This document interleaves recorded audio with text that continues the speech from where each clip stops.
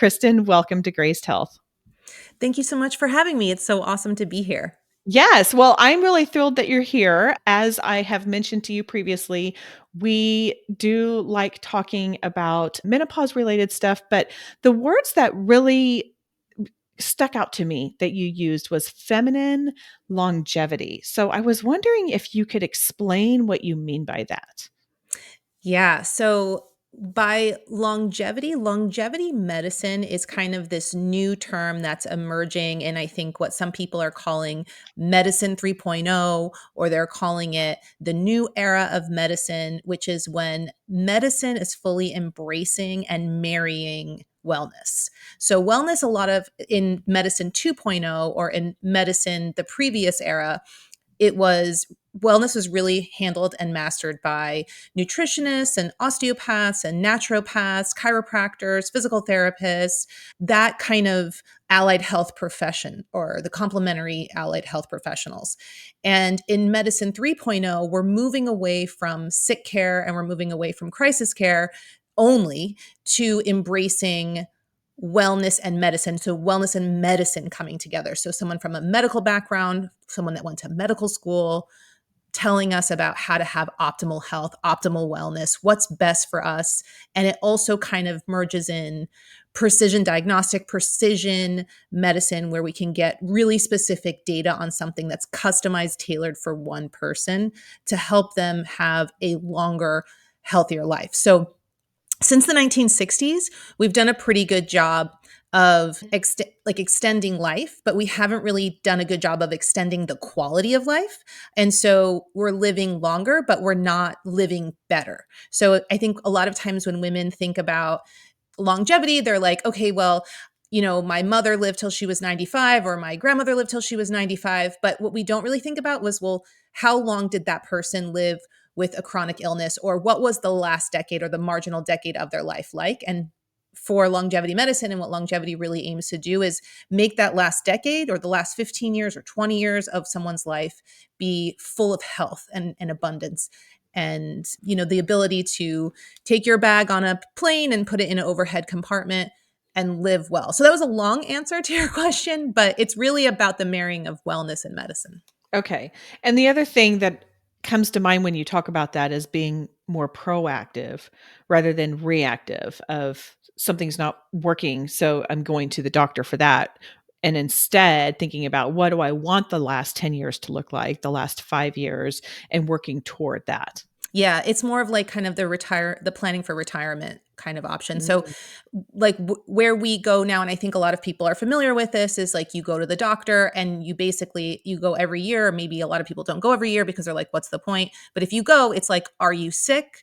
Are you sick yet? You're not sick yet? We'll come back next year. We'll do your blood again. We'll test again, see if you're sick. And if you're not sick, then you'll come back the next year. But when you come to a practice like ours, or when you come to a longevity medicine practicing doctor or a longevity medicine practicing practitioner, it's not saying, are you sick? It's saying, are you optimal? That makes sense. When you talk about longevity, there's a lot of conversations out there, and there are a lot of experts who I've been learning from in various ways. You have a focus more on the female end of this. Mhm. I mean, there's a lot of there again, there's experts, there's male and female experts out there for sure. But I'm wondering, in terms of women's healthcare, what kind of deficits are you seeing in women's healthcare that are prohibiting us from the retirement planning of our health? Like, I love that analogy that you gave us, because I mean, we all have our own experiences, but I mean, you have a wide breadth of knowledge, of experience, of education. And so I'm wondering, in all of these areas, what you're seeing as the deficits, and where are the gaps that we're missing? Yeah, so I think when we talk about longevity medicine, it's really helpful when we look at experts. So this is kind of general, and then I'll kind of get into the women's health side of it. There's longevity science. And so there's a lot of scientists, there's a lot of PhD researchers out there. There's a lot of people working in labs, working with mice, working with yeast, working with dogs, and that's science. And when we're talking about medicine, we're talking about people that are actually at the bedside, people that are doing clinical studies on human beings with medications, testing, hormones, neuropeptides, etc. So I think that you're right about there being TMI and there's too much information, and with social media and the internet, that's one kind of, I think, helpful tidbit when trying to sift through your own information about longevity medicine is this a scientist telling me something, that these are probably theoretical gains, supplements, side effects, outcomes, versus someone who's working in the medical field like what we're doing. When it comes to women's health, women in general weren't included in clinical trials. A lot of times when you look at labs, we weren't seeing a range that was for a woman. It was really for an adult male. And they really weren't included in clinical trials until about 30 years ago. And so that really leaves a significant dearth in the understanding of the clinical information. And then also, I think, because I'm in the OBGYN field, I'm a certified nurse midwife, and I see my OBGYN colleagues, I think that we've just really placed too much as a society on OBGYNs. We expect them to be experts in childbirth, pregnancy, every single gynecological issue, which probably could be broken down into subspecialties: endometriosis, fibroids, PCOS, menopause. And so it's no wonder that when women are going to their OBGYN, who's kind of like the renaissance person of medicine, and they're dabbling in sculpture and they're dabbling in oils and they're dabbling in acrylics and watercolors, that they're not a true expert in one thing. And so I really see this significant opportunity for us to specialize now in medicine, for us to kind of really get into grooves, into niches, and to really hone down something very specific. So for women, menopause is the kryptonite of longevity. And so the way a woman handles and manages menopause is going to affect her longevity long term. There's so much that happens with the loss of estrogen when it comes to bone health, cardiovascular health, mental health, and cognitive health that is paramount and very different from males. And so just that alone, just the education of that alone, just seeing menopause for the opportunity of what it is, that women can really use menopause as a catapult versus a clutch into longevity. So that's kind of the difference, and I think why menopause, or why longevity, is so different for women specifically. It's interesting when you were talking about a lot of the research and how women really were not included until 30 years ago or so. The same is true with fitness studies and, Yes. getting things in. All of the fitness studies have been done on like males in their mid 20s. Yep. I'm Yeah. 50 years old almost. Like this is not applicable to me. And Yeah, and so, even yeah. the studies now too, like about cold plunging and about brown fat metabolism, all were done on men. So it's the same idea. Okay. Okay. So, how do we, and this is going to be a super high question, but I love how you said, I mean, I don't love, but I think it's an interesting way of saying that menopause is the kryptonite of longevity for women. And I think a lot of us feel that very acutely because it's like, what the what has happened to me? At the same time, there is so much information out there. And one of the things I have been saying recently is like, I feel like the wellness industry has just lost its mind. Like, there is so much out there. And how do we go through and disseminate what is appropriate for our age, for our stage? I know that there's not going to be like a handbook, right? Like of A, B, C, and D. But how do we know if the science is even applicable to us? How do we know if it was done on women our age? How do we know if this is something that actually could hurt or could harm or hurt or help? And I'm, as a side note, I'm real curious about what you're talking about with the cold plunging, because I too have seen a lot of stuff and I'm like, ooh, I want to know more about that. So big question, but I'll just kind of let you take it and Yeah, go no, wherever you want. it's such a really thoughtful question, and I'm really glad that you asked that question. So that's why I kind of also put that little caveat in the beginning about like, where are you getting your information from, and is it a scientist or is it a medical person? I think in general, like when it comes to social media and it comes to micro learning, because that's really what these platforms are now, is that you want to make sure that whoever you're consuming information from is one or the other of those two. They're either a scientist, they have a PhD, so I would even go so far as to say there's so many of them now, you don't need to look at someone who's just having a master's degree who hasn't really like fully understood and enveloped the complication that comes from writing a thesis, writing a dissertation, really understanding how to read and analyze studies. That comes with being a scientist, being a doctor of some science background. It's important to know what their PhD was in. And a lot of people will include all this information in their bios and then what academic institution they're affiliated with. And it's good to make sure it's one that's recognized in the community. You know, it's one of the top 25 schools in the United States. It's one of the top 25 schools in Europe, Australia, South Africa. So, like, there's a lot of ways to make sure that you're following the right people.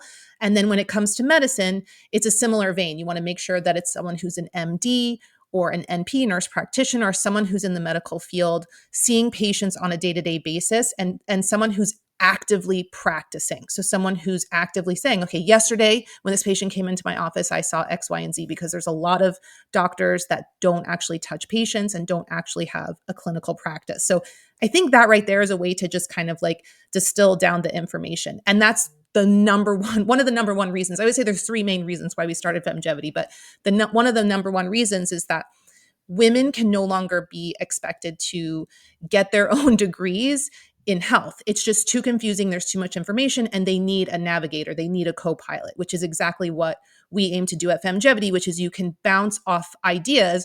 Okay, I saw this on TikTok. I saw this on Instagram. I read this article. My friend sent me this from CNN or Fox News or anywhere, from the New York Times, Wall Street Journal, that we can then help you digest that information and break it down and say, okay, this is what this is really saying. We can help you to understand like what the N is, what a P value is, like how to read these studies to whatever level that you want to consume that information on, to break it down for you to understand, so that you're not just kind of following, Yeah, somebody whatever the who's latest reel said.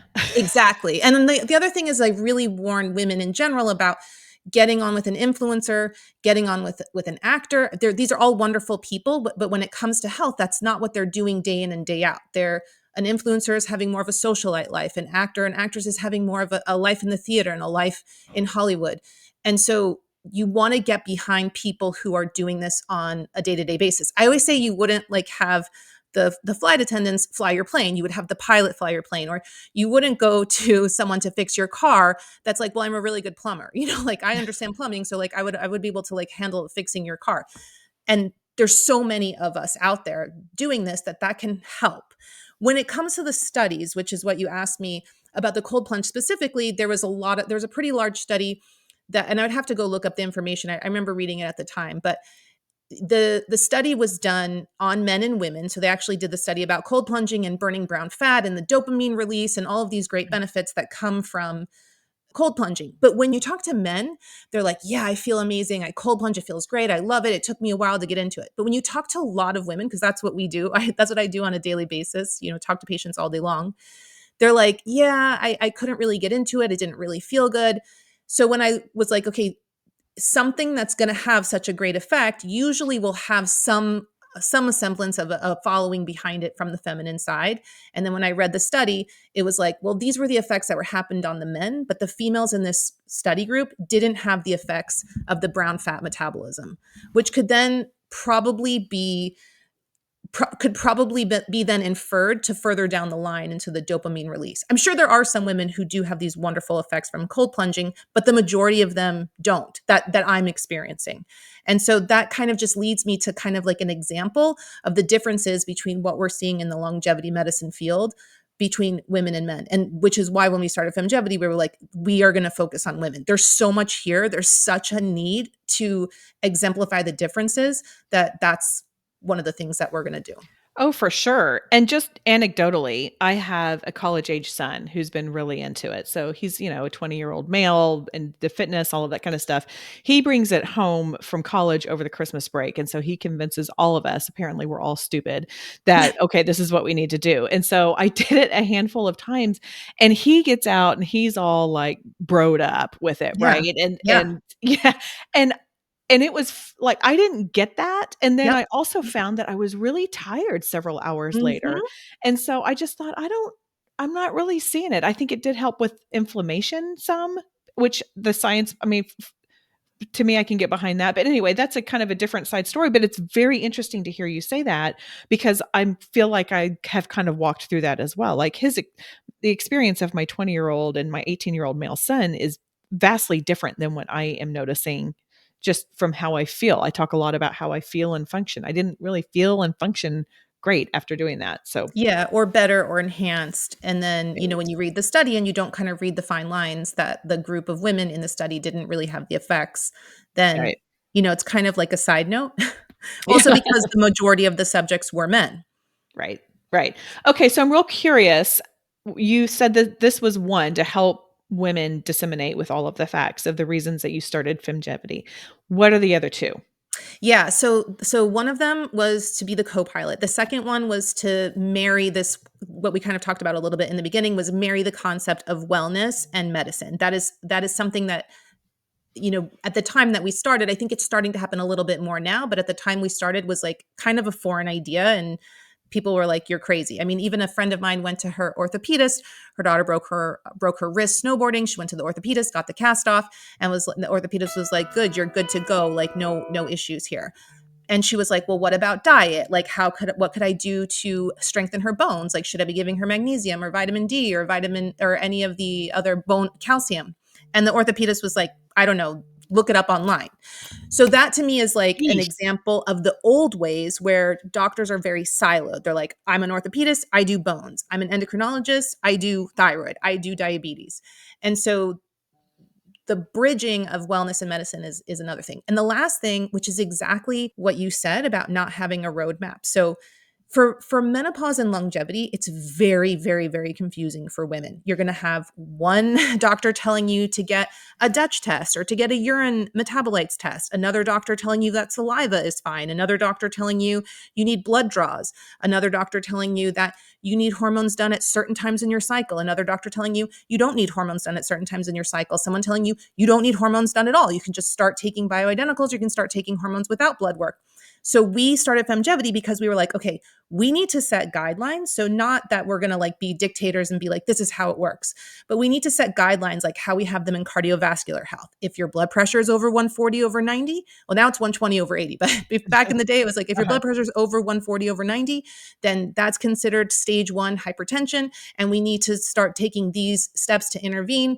If your cholesterol level is at a certain level, we need to consider a statin. So not like set in stone, like you have to do this, but guidelines so we can be like, okay, we don't even know the answer of what is the right testing to do to tell a woman, is she in menopause? Is she in perimenopause? Is she postmenopause? What are the right hormone levels that we should be looking for if we're treating with hormones, if we're treating with bioidenticals? So that's another one of the large reasons. These are like big, audacious goals that we're trying to solve. But that was why we wanted to start FemGevity, because we wanted to be like, okay, everybody's baking the chicken pie differently. So Mhm. let's just at least get a basic recipe that we can then kind of work off from and tweak and adjust and make changes in, okay, this is version 1, this is version 2, this is version 3, where most other areas of medicine have. I really resonate with the pain point that you just mentioned of we have so many different people saying we need to do something and it gets very confusing. It's highly confusing. And one of the things that we try and do here is just make things simple. But so one thing I'm trying to understand all of these different tests, all of these different things, is that where you're coming in and determining what the roadmap is for them of like, okay, yes, you need to get the Dutch testing, but we're not automatically going to put you on bioidentical because we're looking at these A, B, and C metrics. And so therefore we feel like this is the first course of action to assess. Am I hearing you right with that? Yeah, I mean, I think it's also that there's no kind of like agreed upon consensus. So there's not even really menopause specialist doctors. I think that that's something in the future that we will start to see. I believe that menopause is going to become a subspecialty, the same way that breast health became a subspecialty. And I hope that that's the path that medicine is taking. But Well, I'm sorry to interrupt. I'm just curious though. So I know that you can go to menopause.org and find some specialists. Is that not what you're talking about? So menopause.org, which is it used to be NAMS, the North American Menopause Society. Now it is called the Menopause Society. Really just has a test that any doctor can take. And it's really just the test is really just focused on understanding the pharmacologics that are available, like the FDA approved medications that are available for menopause. And if you pass that test, then you get to say you're a NAM certified provider. To me, that's just like, the most basic understanding. Pharmacologics are one tool of many, you know, 10, 15 different things that we can do to treat menopause. And I think that it's great that we have that. And it's great that we're moving in the direction to kind of understand that menopause needs a subspecialty. But I think it's very far away from where we need to go. A lot of times women that come to us have already gone to a NAMS certified professional and they're still feeling like they want a little bit more information or a little bit more guidance. I think it just kind of comes to getting everybody on the same page. Like even physicians, not just naturopaths and nutritionists and chiropractors, we're all over the place on what type of testing should be done, how should it be done, what does it say, what does it mean, and how do you use the information to then treat someone. And at FemGevity, we're looking to kind of streamline that a little bit and kind of make it more clear and say, okay, this is the gold standard of laboratory information that we need to treat you effectively. Got it. Okay, that makes more sense. Thank you. Sorry to interrupt. I just No, no, no. That's yeah. Okay, so one of the things that you're clearly very focused on is longevity in women and having the quality of life stronger than maybe even the quantity. I mean, and I'm with you. I'd rather live vibrantly until 90 and then drop dead like Yeah. than Yeah, that's the goal. The goal is to die quickly. Live long yes. and die quickly. Yes. Yeah, I mean, I I don't know anyway, I think that that would is ideal for everyone, but y rather than string it out for an additional 10 years and constantly having things. So, if you're focused on longevity and improving the quality of life, because I mean, I have plenty of women in my community who are in their 60s, 70s. What are the kinds of things that we can do to improve that quality of life and the longevity part of it? So there is a pretty famous doctor that I think is highly revered and very well respected, and I am 100% on board with. I'm a super fangirl of his, which is Dr. Peter Attia, and Yes. he's kind of like the longevity guru of I think of our era. Everything. Yeah, he identifies risk factors in the four horsemen, and I think that's a really great way to break it down. And so he says that most people will have one to two of the four horsemen of disease. So those four horsemen are cardiovascular disease, which is the number one killer of women, cancer, metabolic disease, which includes liver disease, kidney disease, diabetes, and then cognitive and Alzheimer's cognitive decline. And so what he does is he recommends, and this is what we've done and we've adopted at FemGevity, is taking a really comprehensive health history and then getting laboratory data and laboratory information. And a lot of times if someone's over 60, that would include things like a colonoscopy and a Z-score and maybe even genetic cancer screening. Everybody kind of feels differently about the types of tests that they want to do, but getting the best assessment of those four horsemen of disease and then planning for mitigation risks based on the one or two that women screen positive for. Some women actually only have one. They'll have like pretty significant, you'll go back into their health history and they have pretty significant cardiovascular history on both sides. And they have no Alzheimer's or dementia other than vascular dementia. And they have no cancer and they have no metabolic disease. Okay, then you're like, okay, great. We're just going to focus on this one horseman. We're just going to focus on cardiovascular disease. How can we manage your lipids? How can we get your ApoB levels down, your LP little a? How can we make sure that we're targeting exercise and diet, lifestyle, and pharmacologics best for this person? And then sometimes women will have three. They might have diabetes, they might have cardiovascular disease and cancer. And then now you're managing three horsemen to help them mitigate their risk. So that's a lot of what we do is that in a nutshell. What I'm hearing you say is you're really looking at these 4 different areas Yes. and determining where you need to focus.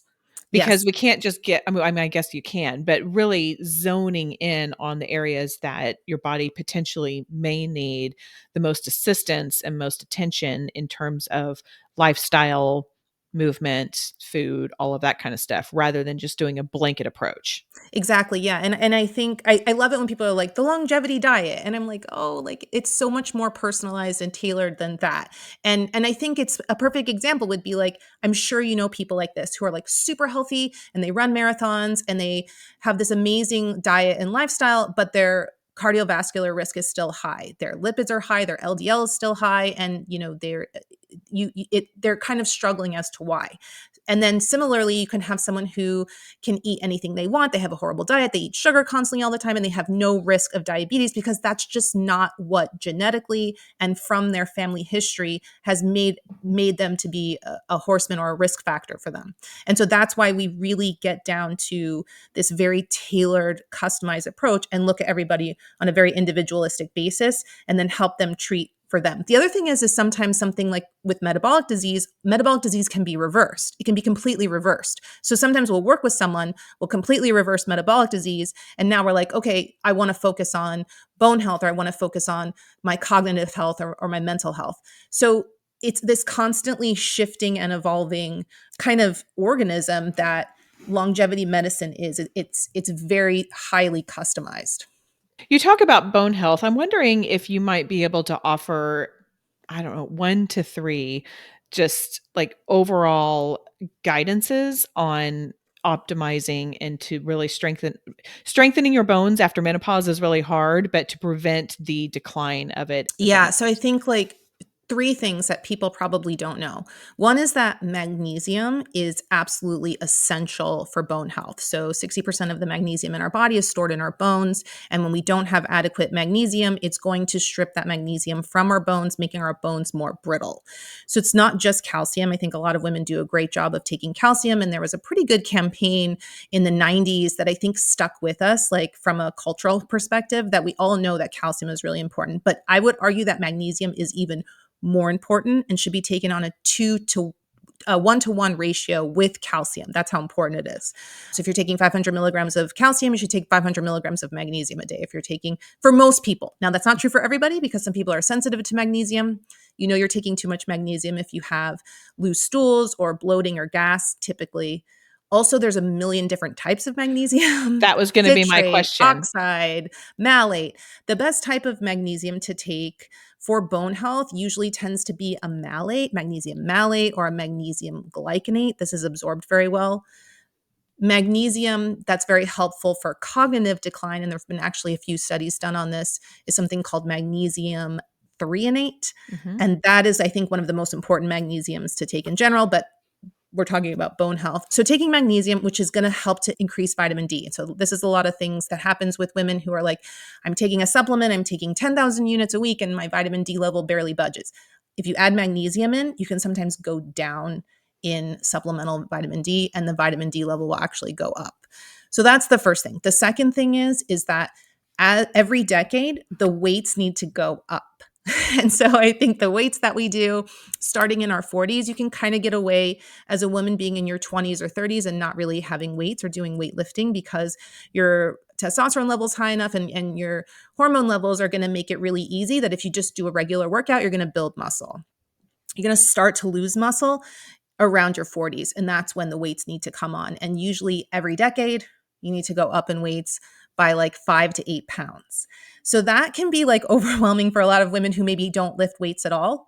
And so then if they're in their 60s, I would say just start with like 2 to 3 pound weights and try to work up to 5 to 8, 8 to 12.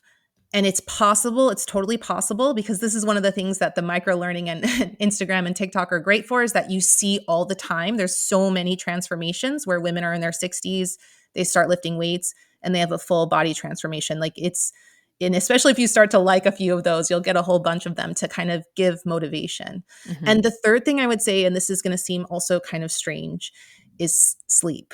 So tracking sleep, I think, Oh, is sister, that is super not strange. I'm so glad you helpful. said that. Yeah. Yeah, so tracking sleep is super helpful because sleep If sleep isn't going adequately well, then that's going to affect hormones and that's going to affect neurotransmitters, which is then ultimately going to affect bone health long term, including gut absorption and everything. Sleep is one of the most important things. So I would say magnesium, lifting weights, and sleep. Okay. Yes, I agree with all of that. And as a personal trainer, one of the things that makes me cringe just a little bit is when you hear, oh, as you're getting older, you should just do lighter weight. And I'm like, no, lift heavy things, lift Yeah. heavy Yeah. things. I Yeah. mean, don't hurt yourself and get someone in your corner if you need some help with that. But it's so important. And yeah, it is wonderful for bone health. And I agree. I think sleep is just the foundation to everything that we do. And I'm so glad that we now get to focus on that because that means I can be in my pajamas at 9 o'clock and go to Yeah. bed. Yeah, and a lot of women will say too that are in their 60s, this happens to us. They'll say, "Well, my joints hurt," or, "I don't my wrists, I don't have strength, so I can't lift or I can't." And Mhm. it's especially if they work with someone like yourself, or this is what I think people like you excel in, is like the modifications and the ability to still work muscle strength, muscle groups, even when the joints are sore or when there's pain in the joints. The other thing that I would like to say is just a little plug for what we do is that there are a lot of things to do naturally and from a bioidentical and hormone supplement arena that can actually help to increase the body's natural testosterone. Women have 3 times more testosterone than estrogen, and testosterone can be wonderful to increase testosterone either naturally or supplementally to help bone health, especially for women in their 60s, and especially for women who are concerned about taking estrogen. There's a huge, I would love to talk about why we're afraid of estrogen, but there's a huge stigma behind estrogen, and testosterone can be a way that women can get a lot of their bone strength and their muscle strength back, and also mitigate joint pain. Yeah, thank you for that. I want to pivot just a little bit because I feel like with your education and experience, you are a good person to walk us through this next question. So, this is a little different than the longevity, except that it does play a part in the quality of our life. And that is menopause, kryptonite of everything, like you said, causes a lot of changes in sexual function. And I know that that can change intimacy, it can change sexual health. And so I'm wondering if you can, number 1, just offer us some high level of like what is normal and what should we be concerned about? And then secondly, like what can we do? What can be done about that? Yeah, so there's so many things. So as many tools as there are for menopause, there's just as many tools for sexual health. And I'm so glad that you brought that up and you gave me the opportunity to speak on it, because I think women kind of just suck it up and they just kind of accept the changes and they just kind of chalk it up to aging, and it absolutely doesn't have to be that way. Especially because, and not everybody has kids, but a lot of times women that have kids, their kids are leaving the house right at the time that these changes are starting to take place. Their libido is going down, they're having vaginal dryness, they're having decreased motivation. And that could be a time where there's a sexual rebirth, there's a sexual rejuvenation, there's more connection with their partner, and they have a little bit more of a resurgence in that area of their life. And as far as what's normal, really anything's normal. So sometimes women will lose libido, they'll lose sexual function, they'll have pain, which is called dyspareunia. They'll have decreased orgasms. They'll have the inability to orgasm. They'll have less sensation in the vaginal or clitoral area. These can all happen at any age, but they do tend to start happening in the perimenopausal period, which is the 40s and 50s most often. Some women don't experience any change, and that's also normal. And some women experience changes in their 30s, and that's normal too. And there's just so many resources. And I'd love to give a little plug to one of the doctors that I know really well. Her name is Dr. Lindsay Harper, and she started a company called Rosie. And I think the website is meetrosie.com. And it is just a fantastic resource for this exact issue. There are chat forums, there are about different types of sexual exploration, there are areas in the site that are also culturally appropriate. Like, I work with a very large Orthodox Jewish population. there was a whole section of the website made for Orthodox Jewish women, for Christian women, for Muslim women, to kind of give them a safe place to go and talk and explore with members of their own community. There's so much that can be done. So there's a lot that can be done from a psychological perspective. There's a lot that can be done from a medical perspective. There's a lot that can be done with moisturizers, creams, bioidenticals, conversations. And I just want to like really encourage anyone who's experiencing changes in that department, everything that I said in the beginning, to seek out a medical professional or someone like myself who will be able to help and guide you through that. And I even get questions like, sometimes women are like, I haven't enjoyed sex for 10 years, 5 years. Yes, it is possible to enjoy it again. Yes, it is possible to regain a lot of the enhancement and joy from a healthy sex life, really at any age. Okay, that's really good to know. Thank you for that. I so wish I could keep pulling that thread because I think it is under discussed, particularly in the Christian community. So I love that the Meet Rosie that you talked about has these little spaces for people who are, like-minded in whatever that is. So that's awesome.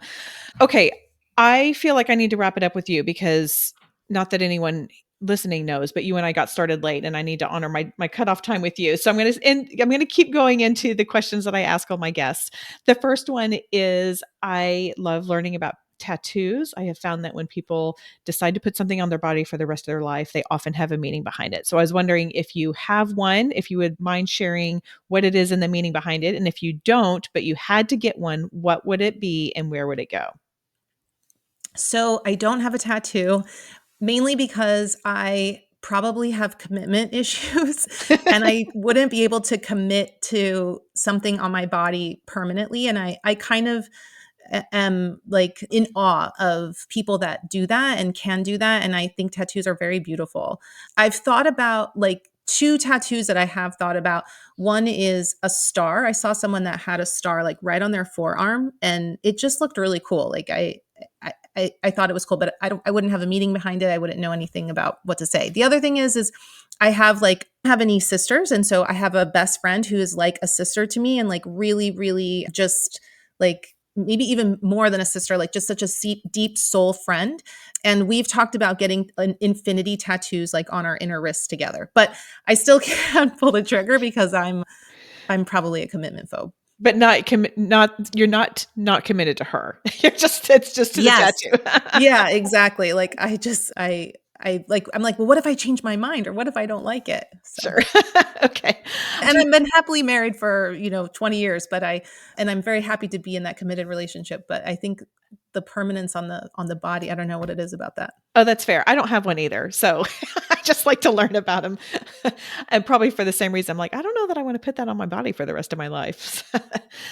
Okay. Do you have a meaningful Bible verse that you would like to share? I love John 10:10, which is, I came that you would have life more abundantly. That's probably one of my favorite verses. I know it's like a super popular verse, but I do really love the Psalms and I just think they're so beautiful. And I've memorized many Psalms. And the way that I did it is, I don't know if you've heard about this group called Poor Bishop Hooper. Have No. you heard about them? Yeah. So Poor Bishop Hooper turned every single Psalm into a song, like an actual song, and it's called the Psalm Project, and it makes it really easy to learn psalms. And so some of the psalms that I really like is Psalm 16, Psalm 119, Psalm 118, and Psalm 66. And so they're songs that they've turned into like are really cool, beautiful songs that make it really easy to learn. Oh, I'll So have to check that out. Thanks for yes, I sharing would that. really encourage anyone to check it out. And some of the psalms that they've made into songs, like Psalm 2 or Psalm 9, are kind of, more about, I think, not as like catchy. Mhm. And some of those other psalms, like they just really, really are beautiful. And so sometimes when I'm like in life, like the lyrics will just pop into my mind. And I think that's how the psalms were kind of meant to be experienced. And so it's cool to, you know, hear what Yeah. they've done. Totally. Oh, that's super cool. Yeah. And of course, I would expect that not all of them are going to be catchy. I mean, some of them are, you have your songs of lament, right? Like that's that can be hard. That can be hard for that. Oh, I'll have to check that out. Thank you for sharing that. Okay, FemGevity sounds awesome. And it sounds like it is a wonderful resource for people to go to if they're confused and they're overwhelmed and they need some personalized attention. So tell people where they can connect with you and with FemGevity. Yeah, so we have our website, which is femgevityhealth.com. And we have all of our handles on social media at Femgevity, which include TikTok, Instagram, Twitter, Facebook. We also have an Instagram live that we do most Monday nights at 9 p.m. Eastern, and we answer questions. And we're really here because even though menopause is technically the kryptonite or can be the kryptonite of menopause, we really believe that menopause can actually be the opportunity or the catapult into longevity, can be an upgrade. And so we're here to kind of help guide you through with medical professionals to like understand and go through all of the TMI that I think is going on that we're exposed to on a daily basis. What a positive and encouraging way to think about this time. I love that. Thanks. Okay, I'm going to let you have the final word. What is the one simple thing that you would like us to remember, big or small? So I always say that we should follow our highest excitement to the best of our ability, and it usually doesn't end up letting us down. That's great. Okay, that is all for today. Go out there and have a graced day.